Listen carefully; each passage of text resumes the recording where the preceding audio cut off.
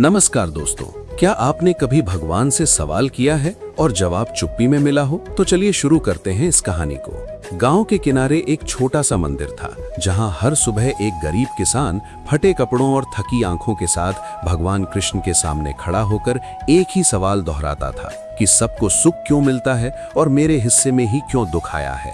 दिन बीतते गए पर कोई उत्तर नहीं मिला। एक रात उसी किसान ने सपना देखा कि मंदिर में कृष्ण खड़े हैं, चेहरे पर करुण मुस्कान है, लेकिन वे कुछ भी नहीं बोलते।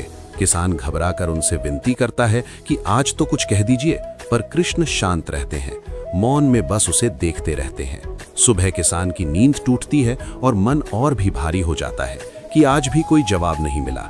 वो खेत की ओर निकल पड़ता है और रास्ते में देखता है कि एक बैल कीचड़ में फंसा है। लोग खड़े हैं पर कोई मदद नहीं कर रहा। किसान अपने दुख भूलकर आगे बढ़ता है। हाथ गंदे होते हैं, कपड़े और फट जाते हैं, लेकिन वो पूरी ताकत से बैल को बाहर निकाल देता है।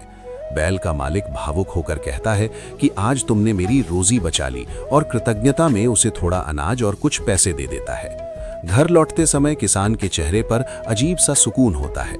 तभी उसे रात का सपना याद आता है और उसकी आंखें भर आती हैं।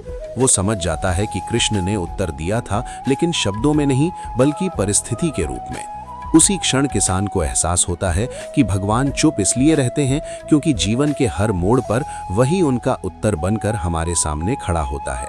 अगर आपको भी लगता है कि भगवान कभी कभी खामोशी में जवाब देते हैं, तो इस कहानी को लाइक करें और ऐसी भावुक व सीख देने वाली कहानियों के लिए अभी चैनल को सब्सक्राइब करें। नमस्कार।